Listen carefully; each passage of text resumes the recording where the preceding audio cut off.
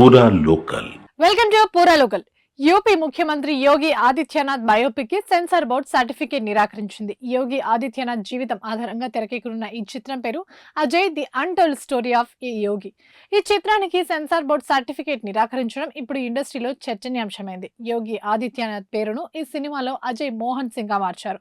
ఆ పాత్రలో ఆనంద్ జోషి నటించారు. ఈ సినిమా ఇటీవల సెన్సార్ కు వెళ్ళగా బోర్డు దీనికి సర్టిఫికేట్ నిరాకరించింది. ఈ చిత్రానికి సెన్సార్ ఇవ్వడం కుదరదని తేల్చి చెప్పింది. ఇక చేసేదేమీ లేక నిర్మాతలు బాంబే హైకోర్టుని ఆశ్రయించారు. 8 ఏళ్లుగా ప్రజాదరణ పొందుతున్న నవల ఆధారంగా ఈ సినిమాని తెరకెక్కించినట్లు దర్శక నిర్మాతలు కోర్టుకు వివరించారు. అయితే ఈ పిటిషన్ ను స్వీకరించే సమయంలో కోర్టు సెన్సార్ బోర్డును కొన్ని ప్రశ్నలు సంధించింది.